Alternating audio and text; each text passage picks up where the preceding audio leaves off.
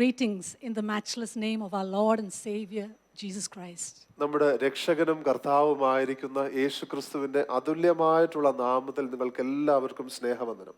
As I was asking the Lord what to share, the Lord put on my heart to share about preparing for revival. ഞാൻ ദൈവത്തോട് ചോദിക്കുകയായിരുന്നു, കർത്താവേ എന്തു പങ്കുവെക്കണം എന്നുള്ളത്. അപ്പോൾ ദൈവത്തിന്റെ ആത്മാവ് എന്നെ ഓർമ്മിപ്പിച്ചത് ഉണർവിനായി തയ്യാറെടുക്കുവാനായിട്ടുള്ളതിനെക്കുറിച്ച് പറയാനായിരുന്നു. The word for this year is for our church is revival and restoration. നമ്മുടെ സഭയ്ക്കുള്ള ദൈവത്തിന്റെ ദൂത് ഈ വർഷം എന്ന് പറയുന്നത് ഉണർവിന്റെയും യഥാസ്ഥാനപ്പെടുത്തുന്നതിന്റെയുമായിട്ടുള്ള ദൂതാകും. I know these are difficult times for many of you.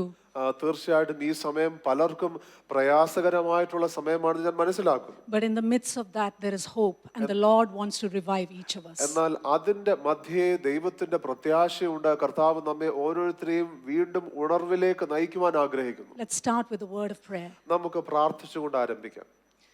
Lord Jesus, I just commit this time in your hands. കർത്താവായ യേശുവേ, ഈ സമയം ഞാൻ അങ്ങയുടെ കരങ്ങളിലേക്ക് നൽകുന്നു. I just pray for everyone watching online. കർത്താവേ, ഓൺലൈനായി കണ്ടുകൊണ്ടിരിക്കുന്ന എല്ലാവർക്കും വേണ്ടി പ്രാർത്ഥിക്കുന്നു. And I just pray that you will prepare their hearts for the word today. ഞാൻ പ്രാർത്ഥിക്കുന്നു, ഇന്നത്തെ ദൂതനായിട്ട് അവരുടെ ഹൃദയത്തെ ഒരുക്കണമേ. They may be worried about so many things, about health, about their future and all those things. അവർ മറ്റു പല കാര്യങ്ങളെക്കുറിച്ചും ആശങ്കപ്പെട്ടിരിക്കുന്ന സമയമായിരിക്കാം. അവരുടെ ജീവിതത്തെക്കുറിച്ച്, അവരുടെ ആരോഗ്യത്തെക്കുറിച്ച്, ഭാവിയെക്കുറിച്ചെല്ലാം. But right now I just pray, Lord, that you will minister to each one and speak the things of the future. കർത്താവേ, എന്നാൽ ഞാൻ പ്രാർത്ഥിക്കുന്നു, ഈ സമയം അങ്ങ് അവരോട് ശുശ്രൂഷിച്ച് അവരുടെ ആ മേഖലകളെക്കുറിച്ച് അങ്ങ് ഇടപെടണമേ. Speak to their hearts that you are willing to revive them. കർത്താവേ, അവരുടെ ഹൃദയത്തോട് ഇടപെട്ട് അങ്ങ് അവരെ ഉണർവിലേക്ക് നയിക്കുവാൻ താല്പര്യത്തോടെ ആയിരിക്കുന്നു എന്നുള്ളത് പറഞ്ഞാട്ടെ. I commit every word that I speak and let it be pleasing to you, Lord. കർത്താവേ, ഞാൻ ഇന്ന് സംസാരിക്കുവാൻ പോകുന്ന ഓരോ വാക്കും ഞാൻ അങ്ങേക്ക് സമർപ്പിക്കുന്നു. അത് അങ്ങേക്ക് പ്രസാദകരമാകട്ടെ. In Jesus' name I pray. യേശുവിന്റെ നാമത്തിൽ ഞാൻ പ്രാർത്ഥിക്കുന്നു. Amen. Amen. So preparing for revival. ഉണർവിനായിട്ട് തയ്യാറെടുക്കുക. The word revive means regain life, consciousness or strength. ഉണർവ് എന്നുള്ള വാക്കിന്റെ അർത്ഥം തന്നെ ജീവനിൽ നിന്ന് ജീവിതത്തിലേക്ക് മടങ്ങി വരിക, ബോധം തിരിച്ച് നമുക്ക് ലഭിക്കുക, ശക്തി ലഭിക്കുക എന്നുള്ള അർത്ഥമാകുന്നു. When we talk about revival, what do we think of? നാം ഉണർവിനെ കുറിച്ച് ചിന്തിക്കുമ്പോൾ നാം സാധാരണയായി നമ്മുടെ മനസ്സിൽ വരുന്ന കാര്യങ്ങൾ എന്തെല്ലാമാണ്? Is it just a feeling of goosebumps, some meetings, extended times of worship? അത് ചില രോമാഞ്ചത്തിന്റെ അനുഭവം, ചില യോഗങ്ങൾ, അധിക സമയം ആരാധനയിൽ ഇരിക്കുക, ഇതൊക്കെ മാത്രമാണോ? What are we really seeking? നാം യഥാർത്ഥത്തിൽ അന്വേഷിക്കുന്നത് എന്താണ്? Duncan Campbell, a man used by God in the revival of Hebrides of Scotland, said, Scotland ഉണർവിൽ ദൈവം വളരെ ശക്തമായിട്ട് ഉപയോഗിച്ചതായിട്ടുള്ള ഡങ്കൻ ക്യാമ്പിൽ എന്ന് പറയുന്ന മനുഷ്യൻ, and these words capture the essence of revival. ഈ അദ്ദേഹത്തിന്റെ ഈ വാക്കുകൾ ഉണർവിന്റെ ആ യഥാർത്ഥ സത്തെന്തെന്ന് തീർച്ചയായിട്ടും പറയുകയാണ്. Revival is a community saturated with God. ഉണർവ് എന്ന് പറയുന്നത് ദൈവത്താൽ മുഴുകിയിരിക്കുന്ന അല്ലെങ്കിൽ ദൈവത്താൽ നിറഞ്ഞിരിക്കുന്ന ഒരു കൂട്ടമാകും. In revival, our pursuit, our passion, our focus is and should be more of God until we are filled, saturated and overflowing with him. ഉണർവിൽ ദൈവത്തിൻ്റെതായിട്ടുള്ള ആ സാന്നിധ്യത്താൽ നാം തന്നെ നിറഞ്ഞ് കവിഞ്ഞൊഴുകുന്നത് വരെ നമ്മുടെ ആവേശവും നമ്മുടെ അന്വേഷണവും നമ്മുടെ ശ്രദ്ധയും യേശു തന്നെ ആയിരിക്കണം. I pray today that the Lord will speak to each one of you and that your hearts will be ready to receive what God has for you. ഞാൻ പ്രത്യേകമായിട്ട് പ്രാർത്ഥിക്കുകയാകുന്നു, ഇപ്പോൾ എന്നെ കേൾക്കുന്ന ഓരോ വ്യക്തികളുടെ ഹൃദയത്തിലും കർത്താവ് നിങ്ങൾക്ക് വേണ്ടി എന്ത് തരുവാൻ ആഗ്രഹിക്കുന്നുവോ അത് പ്രാപിക്കുവാനുള്ള വലിയ താല്പര്യത്തോടുകൂടെ ഒരുക്കത്തോടുകൂടെ നിങ്ങളായിരിക്കുമെന്നുള്ളത്. Psalm 85 verse 6 says, സങ്കീർത്തനം 85 അധ്യായത്തിൻ്റെതായിട്ടുള്ള 6ാമത്തെ വാക്യം ഇങ്ങനെ പറയുന്നു, Will you not revive us again that your people may rejoice in you? നിന്റെ ജനം നിന്നിൽ ആനന്ദിക്കേണ്ടതിന് നീ ഞങ്ങളെ വീണ്ടും ജീവിപ്പിക്കില്ലയോ?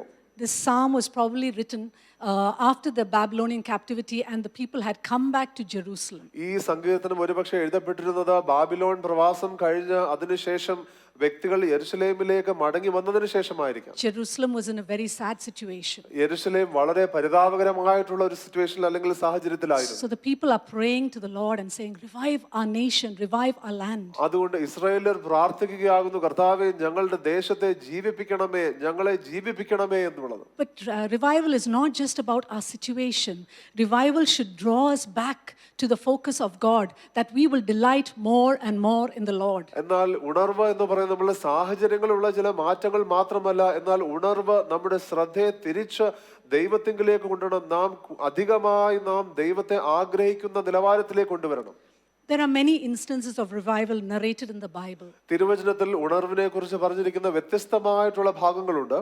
To mention a few, ചിലത് പറയുവാനായിട്ട്, Moses, when he took the people out of Egypt, and he took them in the wilderness, and he established a new form of worship with the tabernacle. മോശ ഇസ്രായേലിനെ മിസ്രൈമിൽ നിന്ന് വിടുവിച്ച് മരുഭൂമിയിലൂടെ കൊണ്ടുവന്നപ്പോൾ അവിടെ ആരാധനയുടേതായിട്ടുള്ള പുതിയ ഒരു വെളിപ്പാട് മോശ അവിടെ പറഞ്ഞു കൊടുക്കുകയാണ്. He was reviving them from their previous life to a new life of worship of God. അവരുടെ പഴയ ജീവിത രീതിയിൽ നിന്ന് ദൈവത്തെ ആരാധിക്കുന്ന പുതിയ ഒരു ജീവിത രീതിയിലേക്ക് മോശ അവരെ കൊണ്ടുവരികയാണ്. Joshua, when he led the young generation into the promised land and took possession of it, that was revival. യോശുവ ആ യുവതലമുറയെ അവിടെ നയിച്ചുകൊണ്ട് ദൈവം നൽകിയ വാഗ്ദത്ത ദേശത്തെ എടുക്കുമ്പോൾ പ്രാപിക്കുമ്പോൾ അത് ഉണർവായിരുന്നു. Even in the book of Judges, we say that whenever a judge rose up, the people were revived. ന്യായാധിപരുടേതായിട്ടുള്ള പുസ്തകം നാം നോക്കുമ്പോൾ അതിൽ കാണുന്നത് എപ്പോഴെല്ലാം ഒരു ന്യായാധിപൻ എഴുന്നേറ്റുവോ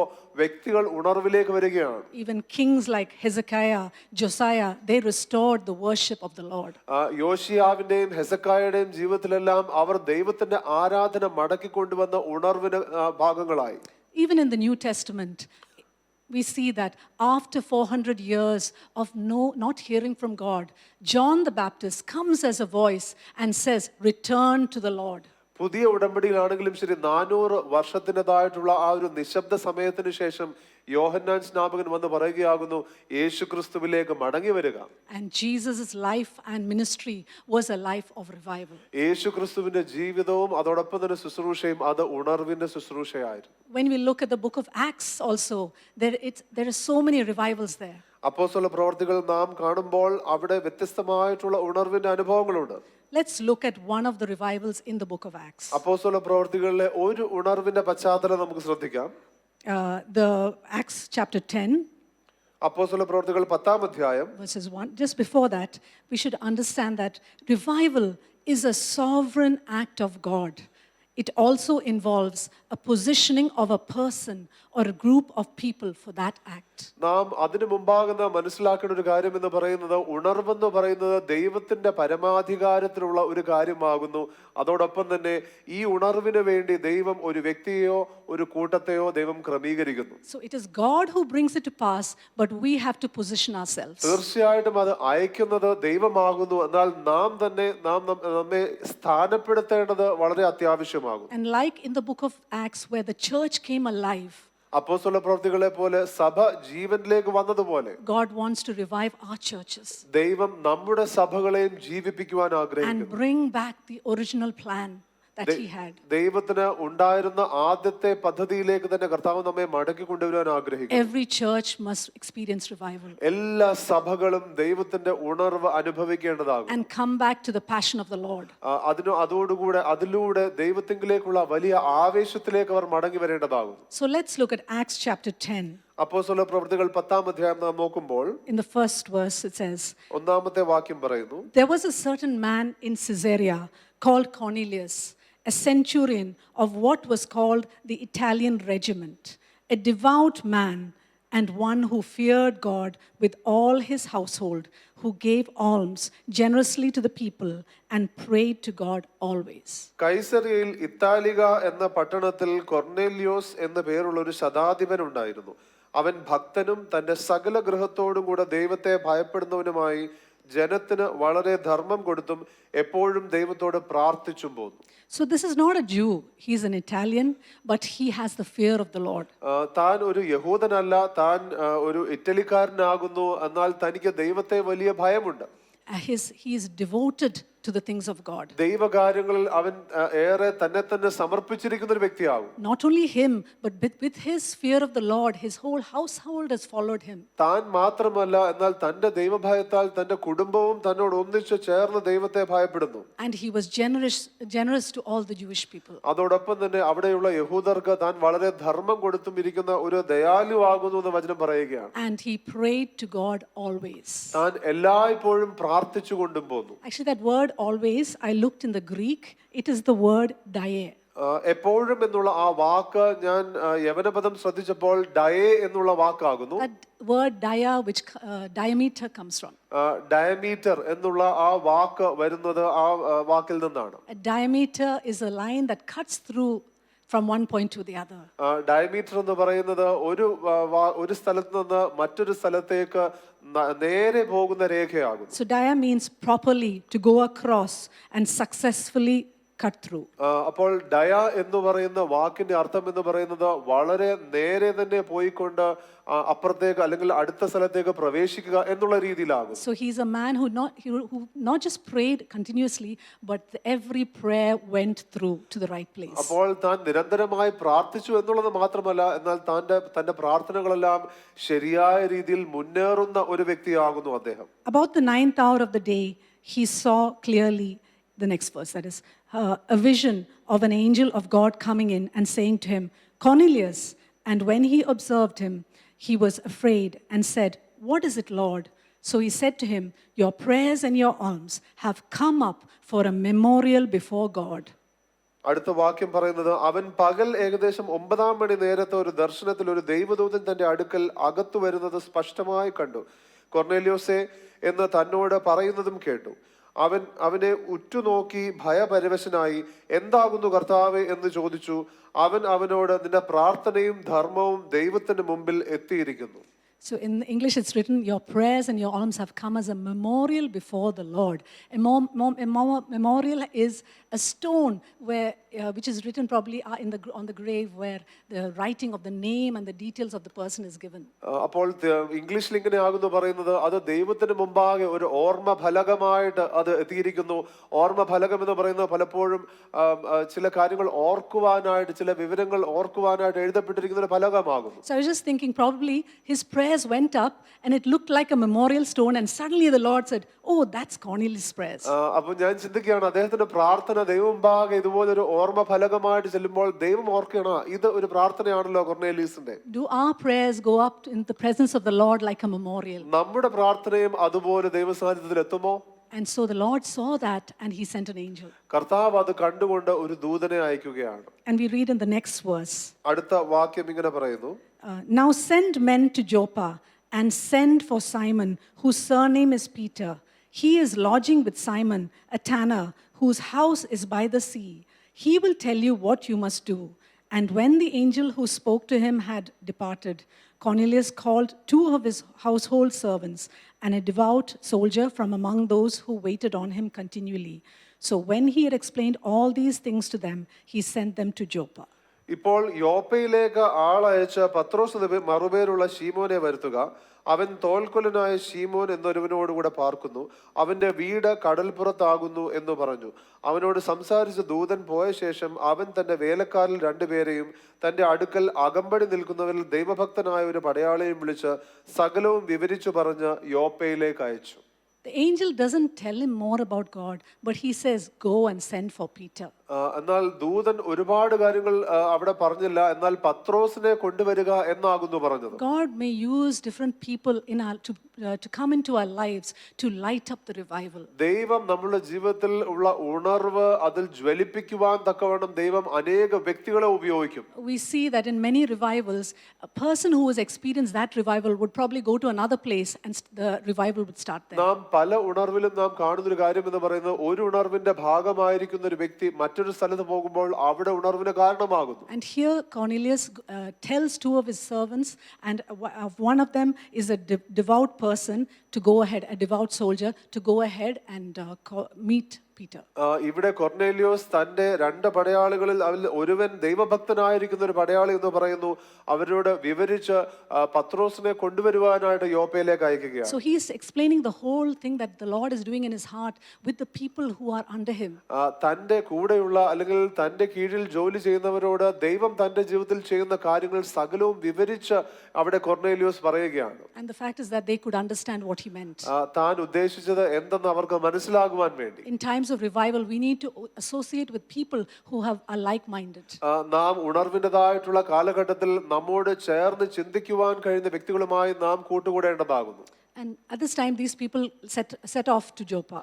ഈ സമയത്ത് അവർ യോപ്പയിലേക്ക് പോയി. And we know that the next day, Peter sees a vision where he sees a huge sheet coming from heaven, and there are a lot of unclean animals there. അടുത്ത പിന്നീട് സംഭവിക്കുന്ന നമുക്കറിയാം, പത്രോസ് ഇതുപോലെ ഒരു വലിയ ദർശനം കാണുകയാകുന്നു. ഒരു വലിയ തുപ്പട്ടി പോലെ ഒരു ഭൂമിയിലേക്ക് ഇറക്കിയിട്ടിരിക്കുന്നതും ശുദ്ധിയില്ലാത്തതായിട്ടുള്ള മൃഗങ്ങളെ കാണുന്നതും നാം കാണുകയാണ്. And the Lord tells him to eat that. ദൈവം പറയുകയാകുന്നു, നീ അത് ഭക്ഷിക്കാം. And then he says, Lord, how can I eat something unclean?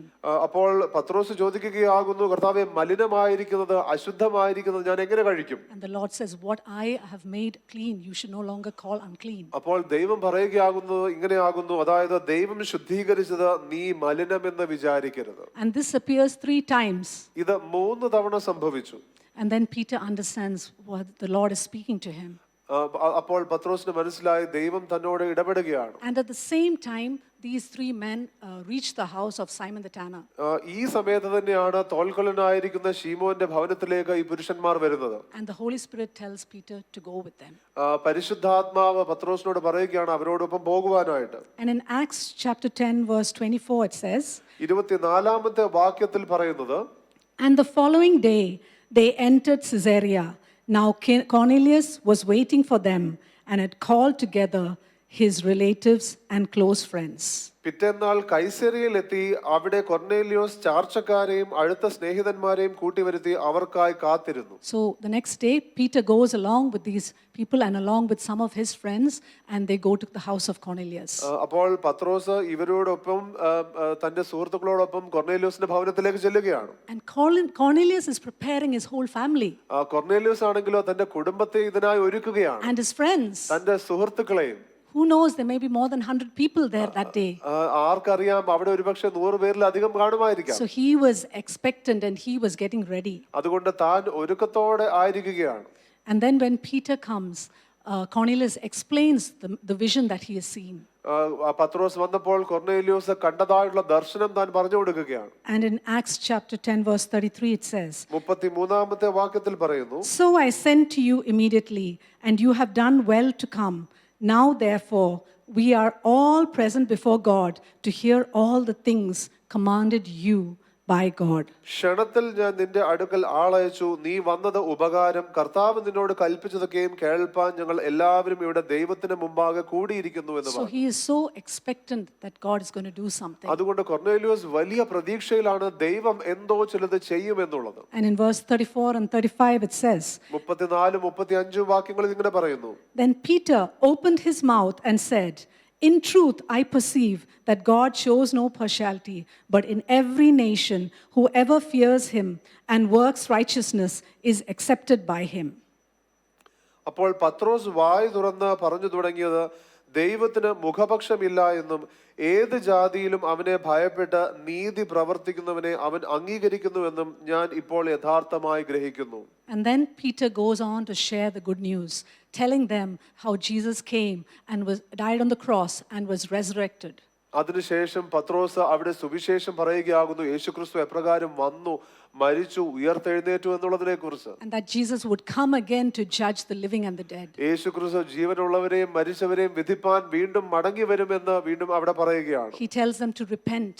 അവരോട് പറയുകയാകുന്നു, നിങ്ങൾ മാനസാന്തരപ്പെടണം, and accept the Lord as a savior. യേശുക്രിസ്തുവിനെ നിങ്ങളുടെ രക്ഷകനായി നിങ്ങൾ സ്വീകരിക്കണമെന്ന് പറയുകയാണ്. And in verse 44 it says, 44ാമത്തെ വാക്യത്തിൽ ഇത് പറയുന്നു, while Peter was still speaking these words, the Holy Spirit fell upon all those who heard the word, and those of the circumcision who believed were astonished, as many as came with Peter, because the gift of the Holy Spirit had been poured out on the Gentiles also. For they heard them speak with tongues and magnify God. Then Peter answered, "Can anyone forbid water that these should not be baptized, who have received the Holy Spirit just as we have?" And he commanded them to be baptized in the name of the Lord. Then they asked him to stay a few days. ഈ വാക്കുകളെ പത്രോസ് പ്രസ്താവിക്കുമ്പോൾ തന്നെ വചനം കേട്ട എല്ലാവരുടെ മേലും പരിശുദ്ധാത്മാവ് വന്നു. അവർ അന്യഭാഷകളിൽ സംസാരിക്കുന്നതും ദൈവത്തെ മഹത്വീകരിക്കുന്നതും കേൾക്കയാൽ പത്രോസിനോടുകൂടെ വന്ന പരിച്ഛേദനക്കാരായ വിശ്വാസികൾ പരിശുദ്ധാത്മാവ് എന്ന ദാനം ജാതികളുടെ മേലും പകർന്നത് കണ്ട് വിസ്മയിച്ചു. നമ്മെപ്പോലെ പരിശുദ്ധാത്മാവ് ലഭിച്ച ഇവരെ സ്നാനം കഴിപ്പിച്ചുകൂടാതെ വണ്ണം വെള്ളം വിലക്കുവാൻ ആർക്ക് കഴിയും എന്ന് പറഞ്ഞു. പത്രോസ് അവരെ യേശുക്രിസ്തുവിന്റെ നാമത്തിൽ സ്നാനം കഴിപ്പാൻ ഏൽപ്പിച്ചു. അവൻ ചില ദിവസം അവിടെ താമസിക്കണം എന്ന് അവർ അപേക്ഷിച്ചു. So we see here that Cornelius and Peter have positioned themselves and prepared for revival. നമുക്ക് ഇവിടെ കാണുവാൻ കഴിയുന്നു കൊർന്നേലിയോസും പത്രോസും തങ്ങളെ തന്നെ ഉണർവിനായിട്ട് സ്ഥാനപ്പെടുത്തിയിരിക്കുന്നു. And we see how God moves in a way that has never happened before.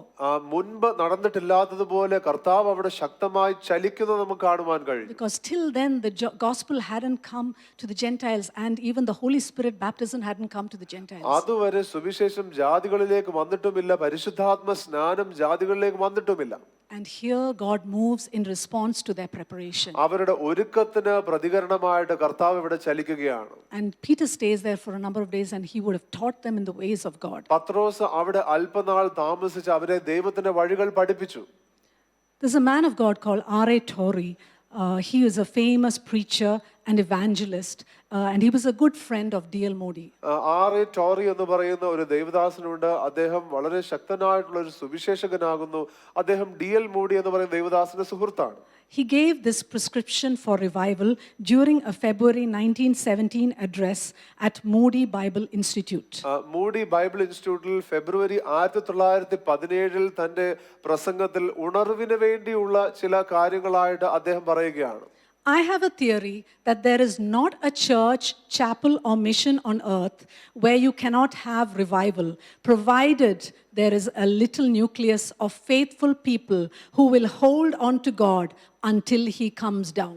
അദ്ദേഹം പറയുന്നത്, എനിക്ക് ഇങ്ങനെ ഒരു സിദ്ധാന്തമുണ്ട്, യേശുക്രിസ്തു മടങ്ങി വരുന്നത് വരെയും വിശ്വസ്തയോടുകൂടെ നിൽക്കുവാൻ കഴിയുന്ന ചെറിയ ഒരു കൂട്ടമെങ്കിലും ആൾക്കാർ ഏതെങ്കിലും ഒരു സഭയിലുണ്ടെങ്കിൽ, ഒരു ചാപ്പലിലുണ്ടെങ്കിൽ അവിടെ ഉണർവ് വരാതിരിക്കുവാൻ കഴിയുകയില്ല. Can we be that people? നമുക്ക് അങ്ങനെ ആകുവാൻ കഴിയുമോ? First, and he gives them 3 points. അദ്ദേഹം 3 സൂചനകൾ നൽകുകയാണ്. First, let a few Christians, there need not be too many, get thoroughly right with God themselves. This is the prime essential.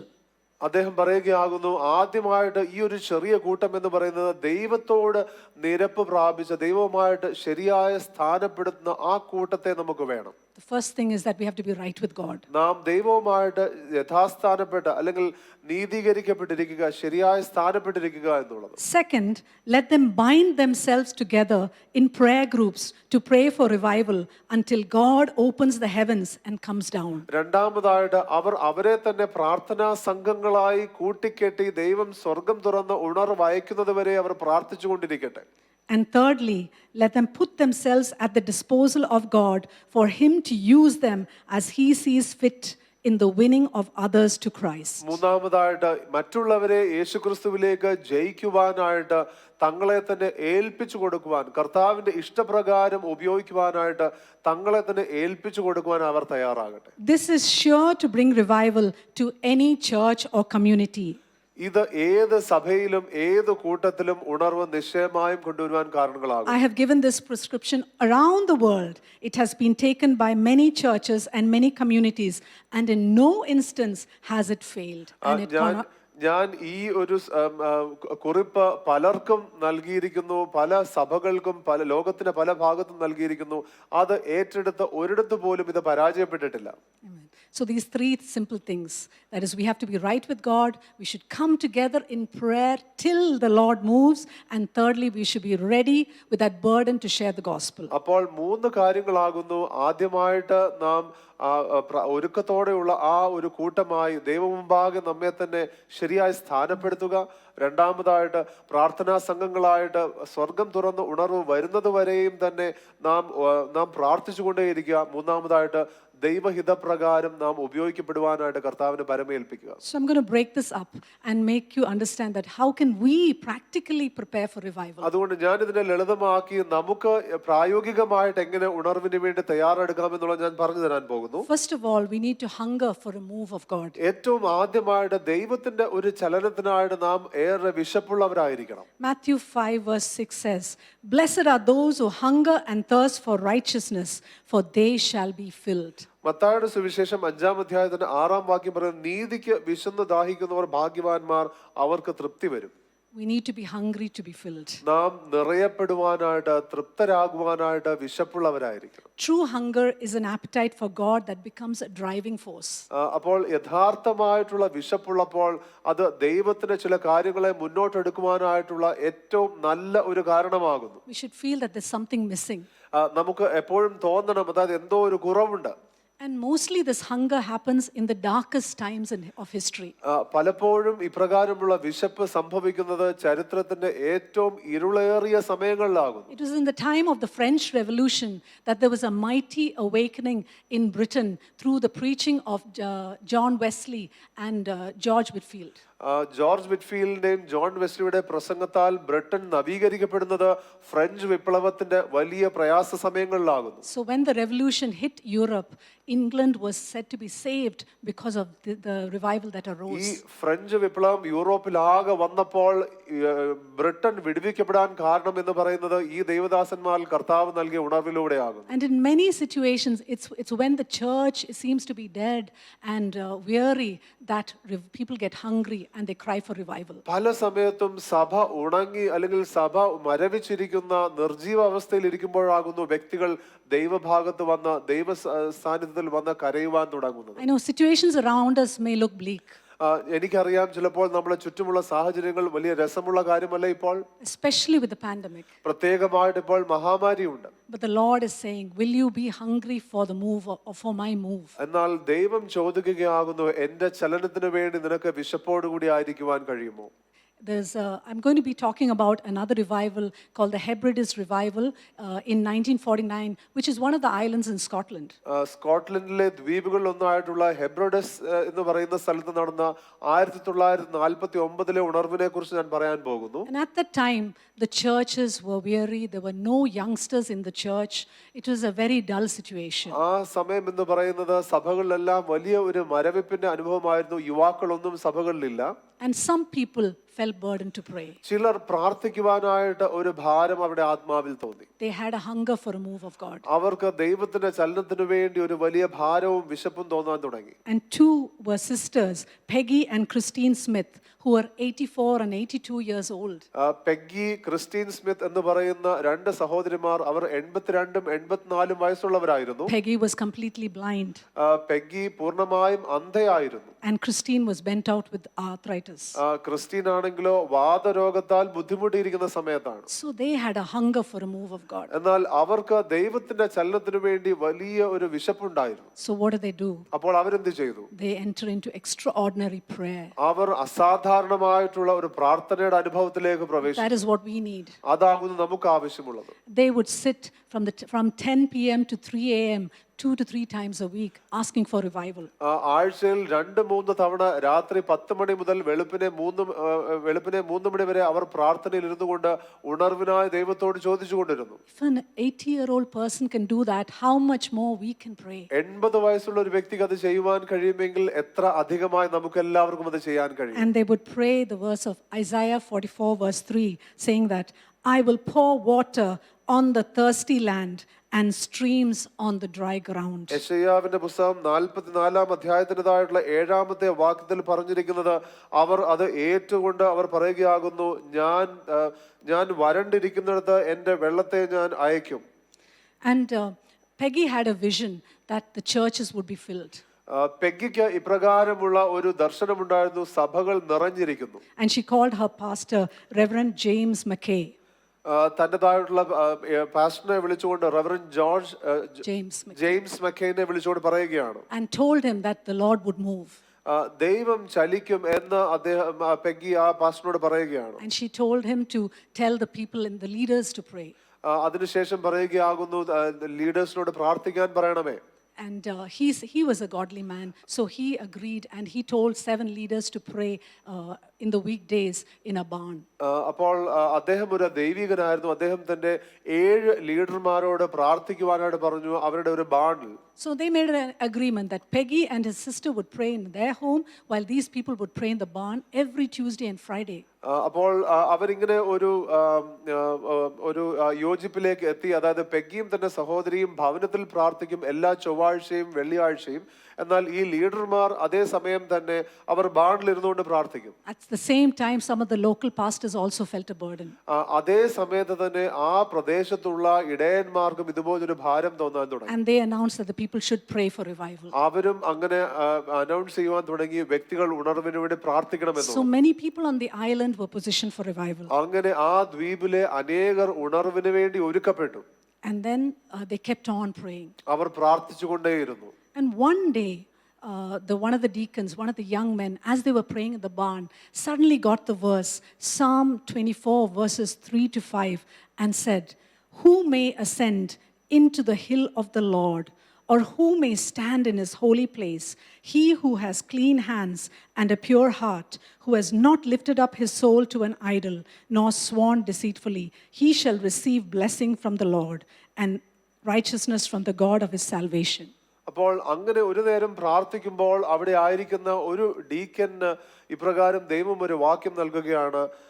സങ്കീർത്തനം 24-ാം അധ്യായത്തിന്റെ 3 മുതലുള്ള വാക്യങ്ങൾ, യഹോവയുടെ പർവ്വതത്തിൽ ആർ കയറും, അവന്റെ വിശുദ്ധ സ്ഥലത്ത് ആർ നിൽക്കും, വെടിപ്പുള്ള കൈയും നിർമ്മല ഹൃദയമുള്ളവൻ, വ്യാജത്തിന് മനസ്സു വെക്കാതെയും കള്ളസത്യം ചെയ്യാതെയും ഇരിക്കുന്നവൻ, അവൻ യഹോവയോട് അനുഗ്രഹവും തന്റെ രക്ഷയുടെ ദൈവത്തോട് നീതിയും പ്രാപിക്കും. So he told the others, what is the point of us praying if we are not right with God? അപ്പോൾ അദ്ദേഹം മറ്റുള്ളവരോട് പറയുകയാകുന്നു, നാം ഇങ്ങനെ പ്രാർത്ഥിച്ചിട്ട് എന്തു ഫലം, നാം ദൈവമുമ്പാകെ നീതിയോടുകൂടി ആയിരിക്കുന്നില്ല എങ്കിൽ. And so he fell on his knees and started asking for forgiveness. അപ്പോൾ താൻ മുട്ടിന്മേൽ നിന്നുകൊണ്ട് ക്ഷമ ചോദിക്കുവാൻ തുടങ്ങി. At that same moment there was a change in the spiritual atmosphere of the whole island. അതേ സമയം തന്നെ ആ ദ്വീപിന്റെ ആത്മീയമായിട്ടുള്ള അന്തരീക്ഷത്തിൽ വലിയ മാറ്റം സംഭവിക്കുവാൻ തുടങ്ങി. Many people started being conscious of their sins and asking for forgiveness. അനേക വ്യക്തികൾ അവർക്ക് പാപബോധം ഉണ്ടായിക്കൊണ്ട് അവർ ക്ഷമ ചോദിക്കുവാൻ തുടങ്ങി. It is said that the revival started then. ഇപ്രകാരം പറയപ്പെടുന്നു, ഉണർവ് തുടങ്ങിയത് അപ്പോൾ മുതലാണ്. We as a people need to repent for our land. നാം ദൈവജനമായിക്കൊണ്ട് നമ്മുടെ ദേശത്തിനു വേണ്ടി നാം മാനസാന്തരപ്പെടേണ്ടതുണ്ട്. 2 Chronicles 7 verse 14 says, "If my people who are called by my name humble themselves and pray and seek my face and turn from their wicked ways, then I will hear from heaven and I will forgive their sin and will heal their land." 2 ദിനവൃത്താന്തം 7-ാം അധ്യായത്തിന്റെ 14-ാം വാക്യം പറയുന്നത്, എന്റെ നാമം വിളിക്കപ്പെട്ടിരിക്കുന്ന എന്റെ ജനം തങ്ങളെ തന്നെ താഴ്ത്തി പ്രാർത്ഥിച്ച് എന്റെ മുഖം അന്വേഷിച്ച് തങ്ങളുടെ ദുർമാർഗങ്ങളെ വിട്ടുതിരിയുമെങ്കിൽ ഞാൻ സ്വർഗത്തിൽ നിന്ന് കേട്ട് അവരുടെ പാപം ക്ഷമിച്ച് അവരുടെ ദേശത്തിന് സൗഖ്യം വരുത്തും. We need to identify with the sins of our land and stand in the gap as the church. നാം നമ്മുടെ ദേശത്തിലുള്ള പാപത്തെ തിരിച്ചറിഞ്ഞ് നാം ഇടിവിൽ നിന്നുകൊണ്ട് സഭയായിക്കൊണ്ട് പ്രാർത്ഥിക്കേണ്ടതുണ്ട്. Okay, so thirdly we were saying to get right with the Lord. അപ്പോൾ മൂന്നാമതായിട്ട് നാം പറയുകയായിരുന്നു, നാം ദൈവമുമ്പാകെ ശരിയായി നമ്മെ തന്നെ സ്ഥാനപ്പെടുത്തണം. And the fourth thing is understand the seasons. നാലാമതായിട്ട് നാം കാലങ്ങളെ തിരിച്ചറിയേണ്ടതാകും. G. Campbell Morgan says, G Campbell Morgan ഇങ്ങനെ പറയുന്നു, We cannot organize revival, but we can set our sails to catch the wind from heaven when God chooses to blow upon his people once again. നമുക്ക് ഒരിക്കലും revival ഉണ്ടാക്കുവാൻ കഴിയുകയില്ല. എന്നാൽ നമുക്ക് നമ്മളുടെ കപ്പലിൻ്റെതായിട്ടുള്ള ആ ദിശ കർത്താവ് തന്റെ ജനത്തിന്മേൽ ഊതുവാൻ തുടങ്ങുമ്പോൾ, പകരുവാൻ തുടങ്ങുമ്പോൾ നമുക്ക് അതിനനുസരിച്ച് നമ്മൾ തന്നെ ക്രമീകരിക്കുവാൻ കഴിയും. So these two sisters, they continue to pray. അതുകൊണ്ട് ഈ രണ്ട് സഹോദരിമാർ അവർ പ്രാർത്ഥിച്ചുകൊണ്ടേയിരുന്നു. And Peggy saw another vision where there was a man of God ministering during the time of revival. Peggy മറ്റൊരു ദർശനം കണ്ടു. ഒരു ദൈവദാസൻ ആ ഉണർവിന്റെ സമയത്ത് അദ്ദേഹം ശുശ്രൂഷിക്കുകയാണ്. And she even knew the name of the man of God. ആ ദൈവദാസന്റെ പേരും തനിക്ക് ലഭിക്കുകയാണ്. And so she told her pastor, call this man. ഈ ദൈവദാസനെ വിളിക്കുവാനായിട്ട് ആ പാസ്റ്ററിനോട് പറയുകയാണ്. And that man was Duncan Campbell. ആ മനുഷ്യൻ ഡങ്കൻ ക്യാമ്പൽ ആയിരുന്നു. At that time he was preaching somewhere else in one of the other islands. ആ സമയത്ത് അദ്ദേഹം മറ്റ് ഒരു ദ്വീപിൽ പ്രസംഗിക്കുകയായിരുന്നു. And he was busy. താൻ തിരക്കുള്ള വ്യക്തിയായിരുന്നു. So he said he couldn't come. അപ്പോൾ അദ്ദേഹം പറഞ്ഞു, എനിക്ക് വരാൻ സമയമില്ല. So when Peggy heard this, he said, that is what man thinks, but God has thought some other things. He will come in 10 days. എന്നാൽ പെഗ്ഗി ഇത് കേൾക്കുമ്പോൾ പറയുകയാണ്, ഇതാകുന്നു മനുഷ്യൻ ചിന്തിച്ചിരിക്കുന്നത്, എന്നാൽ ദൈവം മറ്റെന്തോ ചിലത് പദ്ധതി ഇട്ടിരിക്കുന്നു. അദ്ദേഹം 10 ദിവസത്തിനുള്ളിൽ ഇവിടെ വരും. And miraculously, those meetings got cancelled and Duncan Campbell came at the right time. അത്ഭുതകരമായിട്ട് അദ്ദേഹത്തിന് മറ്റ് മീറ്റിംഗുകൾ അത് ക്യാൻസൽ ആകുകയും ഡങ്കൻ ക്യാമ്പൽ ഇവിടെ വരികയും ചെയ്തു തക്ക സമയത്ത്. This lady was very persistent. She just wanted to know the things of God, and she just spent so much time like God is her best friend. അപ്പോൾ ഈ സ്ത്രീ എന്ന് പറയുന്നത് താൻ നിരന്തരമായി ദൈവസാന്നിധ്യത്തിൽ ഇരുന്ന ദൈവം എന്റെ ഏറ്റവും ഉറ്റ സുഹൃത്ത് എന്നുള്ള രീതിയിൽ ഈ കാര്യത്തെ വിടാതെ പിടിച്ചിരിക്കുകയായിരുന്നു. God is willing to reveal his secrets to each one of us. ദൈവം നമ്മ ഓരോരുത്തരോടും ദൈവം തന്റെ രഹസ്യങ്ങളെ നൽകുവാൻ ആഗ്രഹിക്കുന്നു. And then Duncan Campbell comes to the meetings.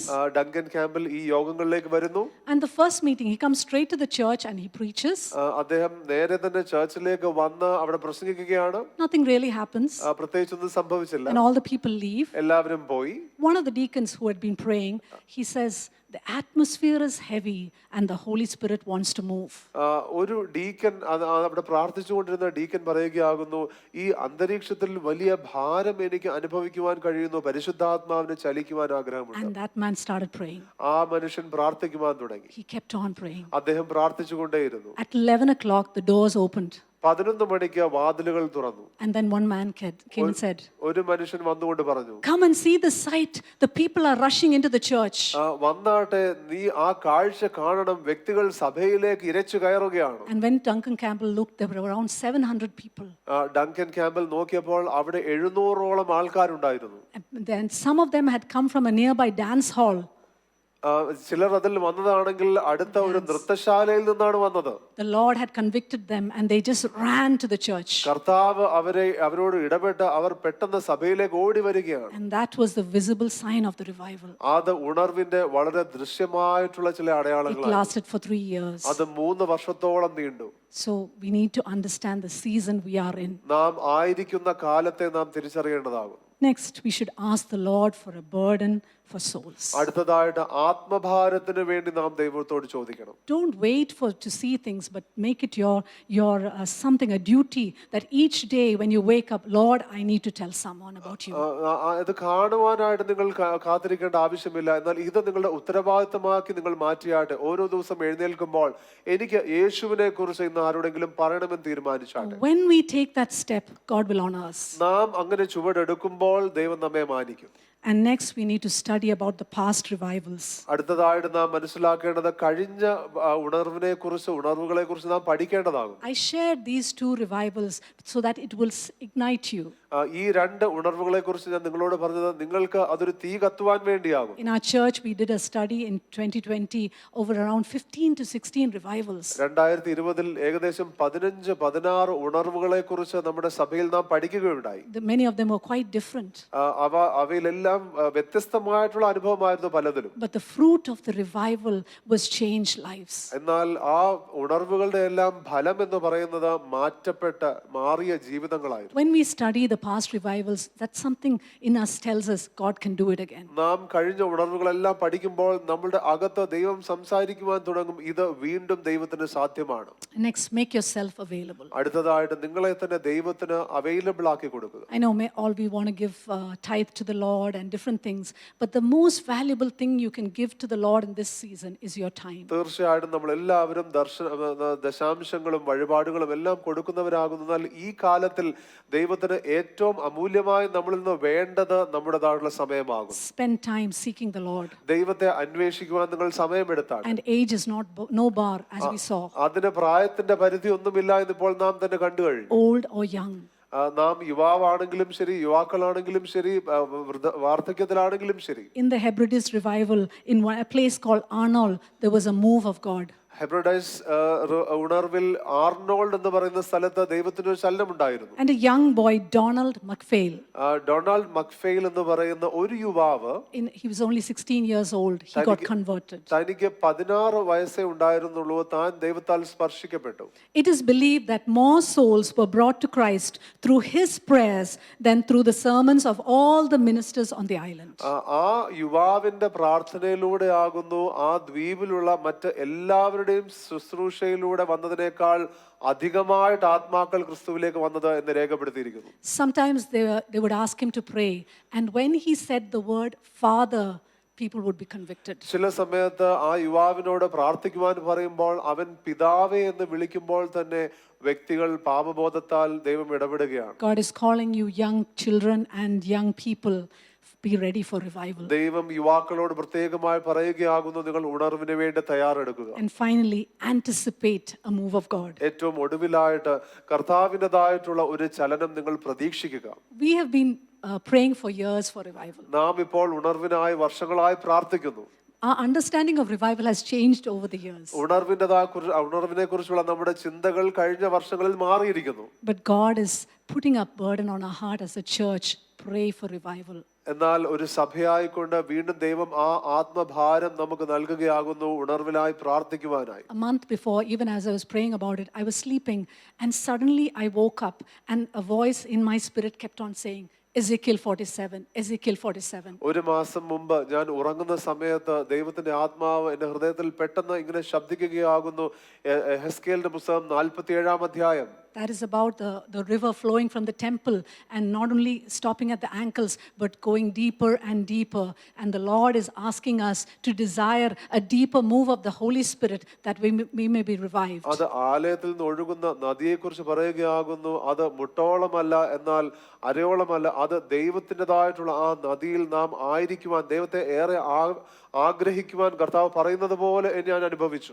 Many men of God like Smith Wigglesworth and Bob Jones and Tommy Hicks have prophesied about an end time revival. Smith Wigglesworth, Bob Jones, Tommy Hicks ഇപ്രകാരമുള്ള ദേവദാസന്മാരെല്ലാം ഇതുപോലെയുള്ള ഒരു അന്ത്യസമയ ഉണർവിനെ കുറിച്ച് പ്രവചിച്ചിരിക്കുന്നു. And that revival will be something that we've never seen. ആ ഉണർവെന്ന് പറയുന്നത് നാം ഇന്നുവരെ കണ്ടിട്ടില്ലാത്തതുപോലെയായി. The greatest harvest is going to be reaped. വരുവാനിരിക്കുന്ന വലിയ കൊയ്ത്തെന്ന് പറയുന്നത് ആ കൊയ്ത്തിന്റെ അനുഭവം നിശ്ചയമായും സംഭവിക്കും. The Lord is asking each one of us. കർത്താവ് നാം ഓരോരുത്തരോടും പറയുകയാകുന്നു, Will you prepare for this revival? നിങ്ങൾ ഈ ഉണർവിന് വേണ്ടി തയ്യാറെടുക്കുമോ? I challenge you today. ഇന്ന് ഞാൻ നിങ്ങളെ പ്രത്യേകമായി താല്പര്യപ്പെടുത്തുകയാണ്. Respond to the call of God to prepare for the revival. ഈ ഉണർവിന് വേണ്ടി തയ്യാറെടുക്കുവാനായിട്ടുള്ള ദൈവത്തിന്റെ വിളിയോട് നിങ്ങൾ പ്രതികരിച്ചാട്ടെ. Let's pray. നമുക്ക് പ്രാർത്ഥിക്കാം. Abba Father, Lord, we thank you for the word you have given us today. പിതാവേ, അങ്ങ് ഞങ്ങൾക്ക് നൽകിയിരിക്കുന്നതായുള്ള വാക്ക് അതിനായി ഞങ്ങൾ നന്ദി പറയുന്നു, സ്വീകരിക്കുന്നു. I just pray that right now you will change the hearts of people. കർത്താവ്, ഇപ്പോൾ തന്നെ അങ്ങ് വ്യക്തിഹൃദയങ്ങളെ മാറ്റണമേ.